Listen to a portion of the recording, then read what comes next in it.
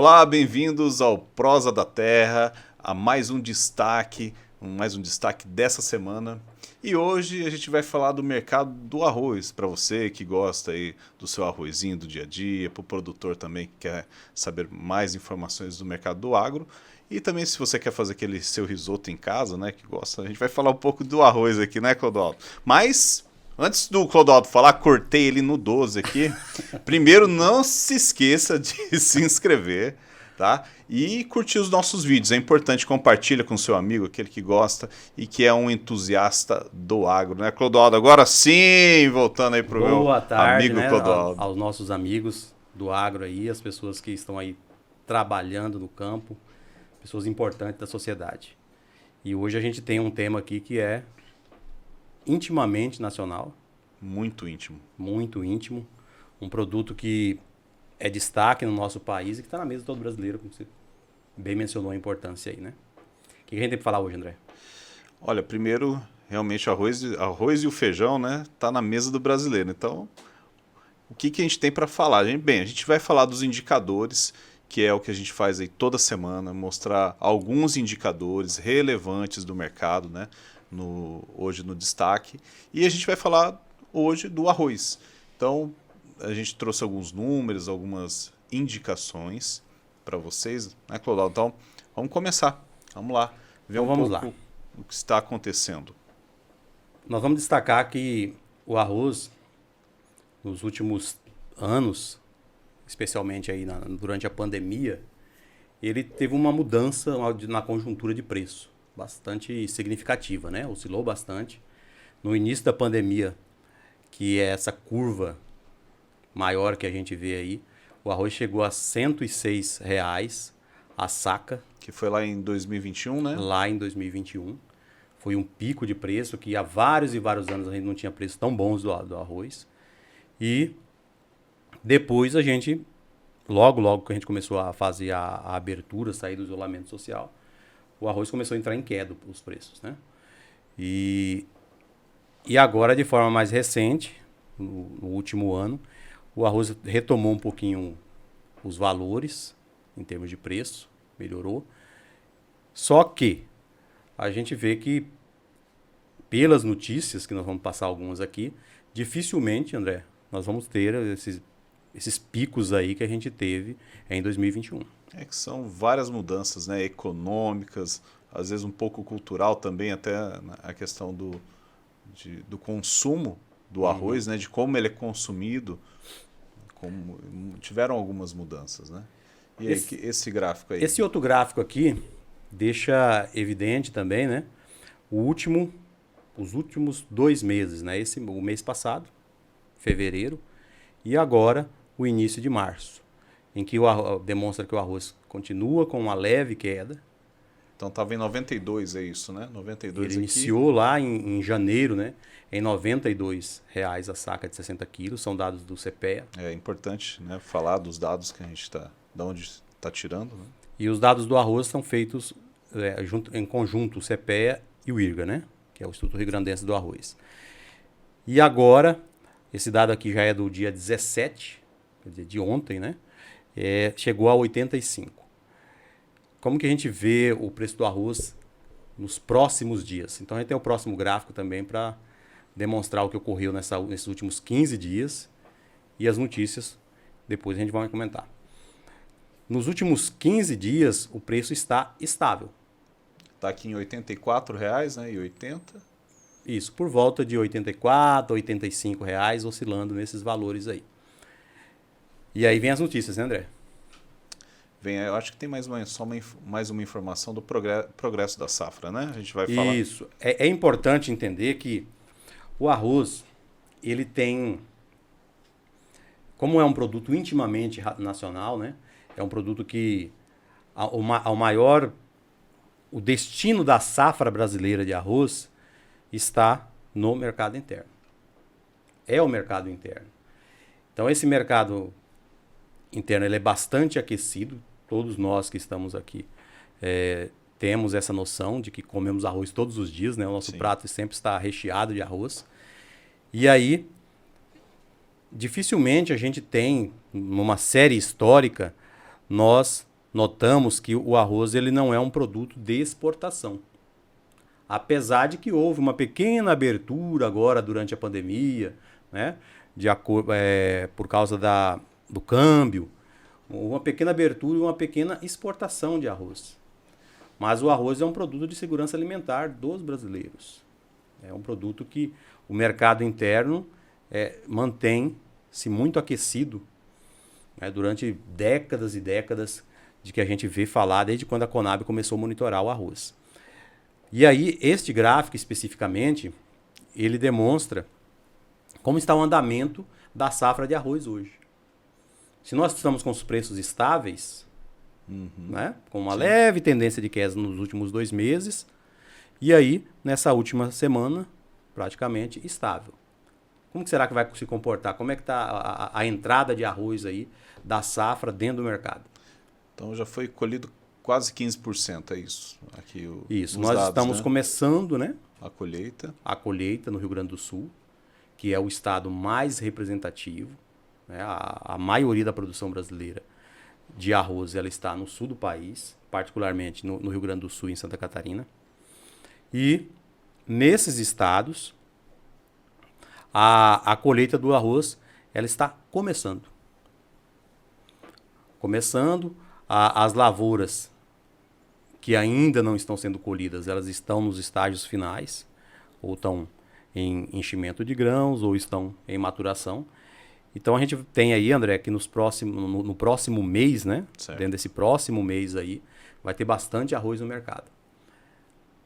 Ok, então acho que é isso, né? Em relação aos dados, os indicadores, tem mais alguma coisa? A gente vai falando outros indicadores que a gente, durante a gente vai falando vamos falar das notícias, né?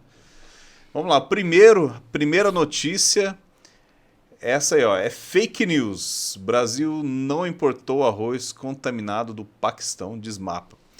Pois é, né, Clodoaldo? É fake news, normal, né? A gente está num mundo globalizado, digital, onde a informação chega para todos, mas muita desinformação também, né? E o Ministério da Agricultura, logo, eu também recebi, inclusive, essa mensagem via WhatsApp, né? Mas aí o Ministério da Agricultura, no dia 13, aí, chegou e falou, olha, essa informação não procede, né?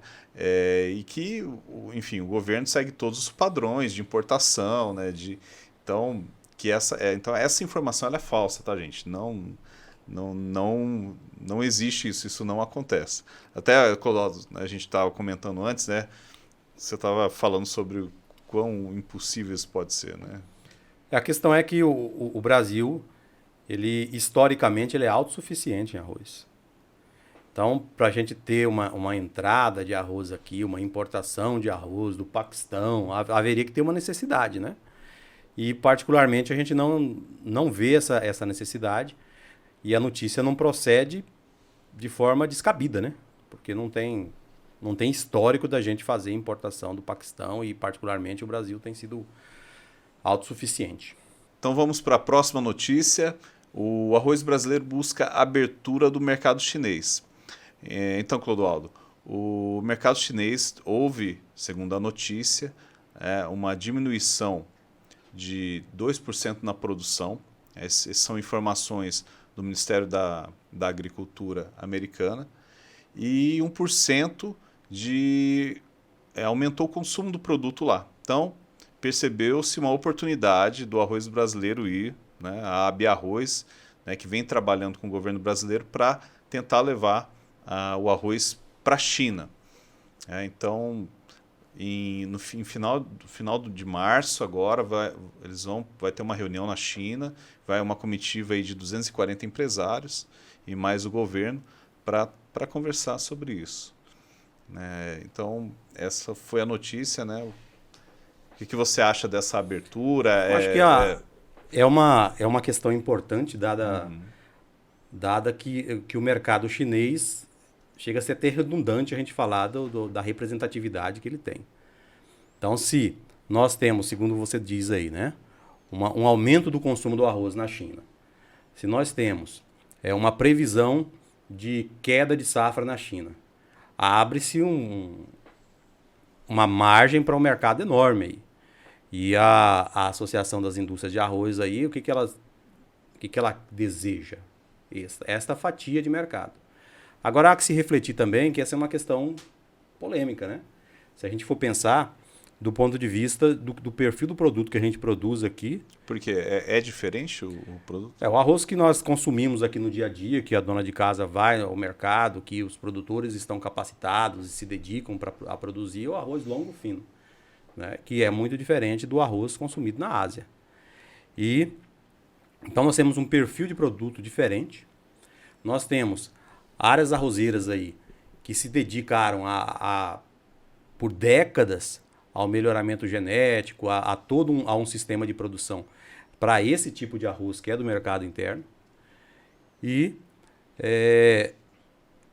o mercado nacional também, que é bastante dependente dessa produção que a gente tem nos principais estados produtores, né, do sul do país. Então, o nosso perfil de produto, né, o mercado nacional muito aquecido, o perfil de produtos que eles desejam lá. Depende, eu acho que é uma questão a se analisar a longo prazo, né? Do que a China vai se abrir e se colocar enquanto proposta, de como o Brasil vai se posicionar nisso. Mas é uma mudança de paradigma. Eu diria que é uma mudança de paradigma. Talvez seja para consolidar, né, um acordo, né, para que no futuro talvez traga algum benefício também para o país. Vamos para a terceira, então. O Brasil deve ter menor safra de arroz em 26 anos e preço ao produtor cai e ao consumidor sobe. Então quer dizer que o consumidor vai subir o preço para o consumidor também, então. Nós temos uma previsão de uma safra menor de arroz. Uhum. Então, nas leis clássicas aí da economia, né, de oferta e demanda, né, nós temos uma demanda interna que ela se mantém estável. E à medida que a gente tem uma notícia de que vai ter uma queda na produção, então abre-se uma possibilidade de queda de preço.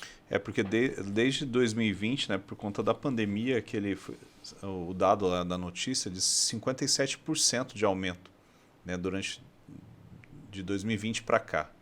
Então é bastante coisa, né, para o consumidor, né, esse aumento, né, caiu bastante para o consumidor também, né?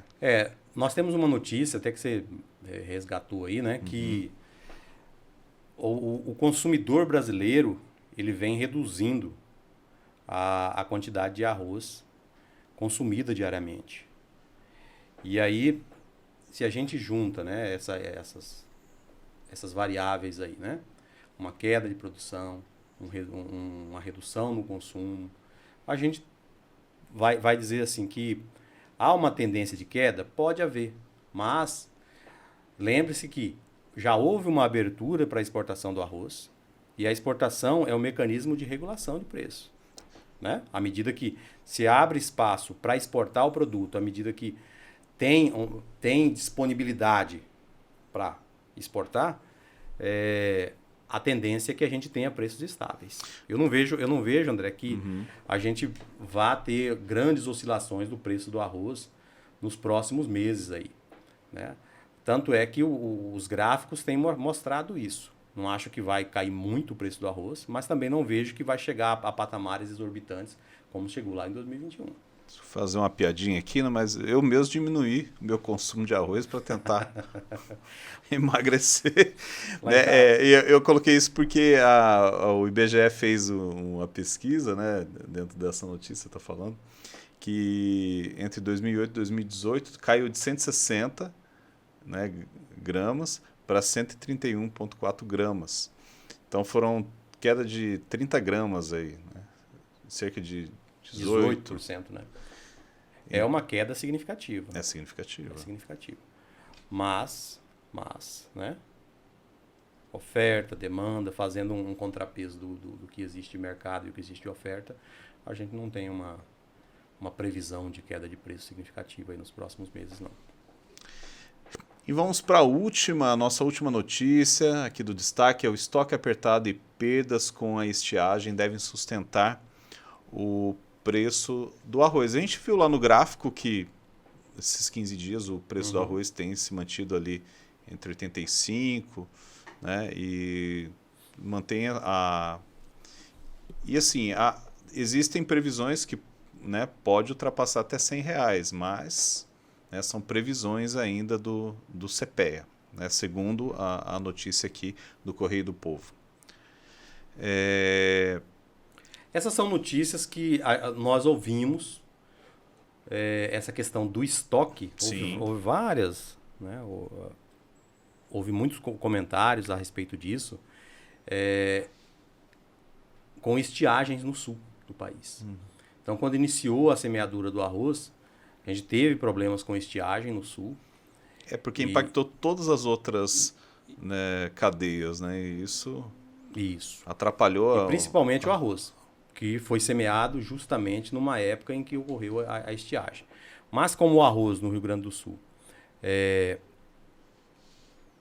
se beneficia de uma questão climática que veio na sequência, né?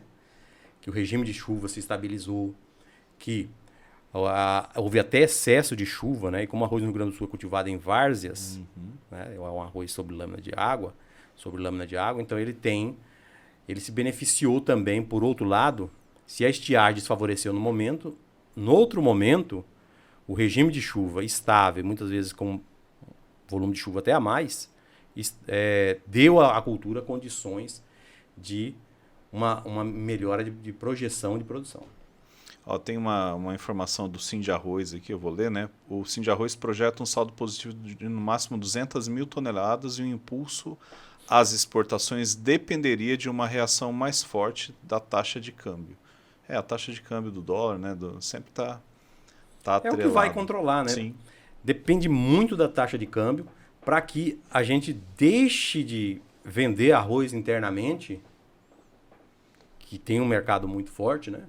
O mercado nacional, o consumo interno é muito forte, para poder exportar arroz.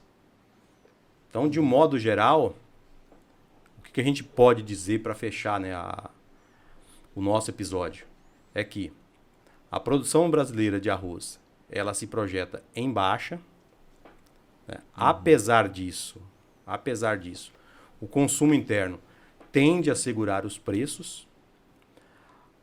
A abertura de exportações que foi feita nos últimos anos também pode ajudar a sustentar os preços.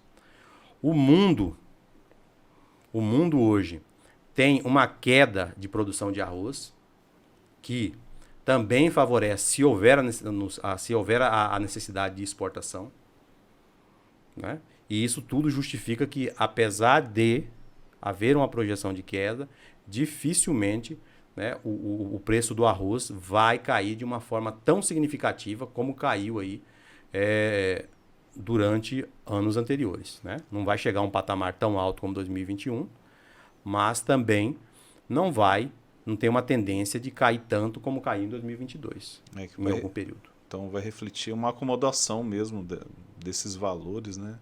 E no final aí se manter como dos últimos 10 anos, né? Que é o que diz a matéria aqui, né? Que vai acabar se acomodando, né? Que é o que você acabou de falar aí. Acho que eu vou falar aqui as fontes que nós tiramos as notícias, né? É importante, Canal Rural, tá? Uma das nossas fontes de informação, o Globo Rural, o Correio e o Correio do Povo, de onde nós tiramos as notícias. Do CPEA, né?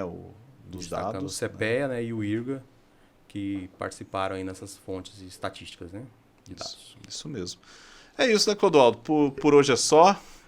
Por hoje é só. Na próxima semana teremos outro episódio, né? Sim, vamos trazer mais informações para vocês. E é isso, gente. A gente agradece muito a vocês que estão visualizando. Não se esqueçam de se inscrever no canal. É importante se inscrever. Curtir o vídeo também, né, Clodoaldo? Mandar para o seu amigo, né? Com certeza, né? O canal precisa crescer e nós precisamos da ajuda de todas as pessoas que nos acompanham aí. É isso, gente. Muito obrigado e até a próxima.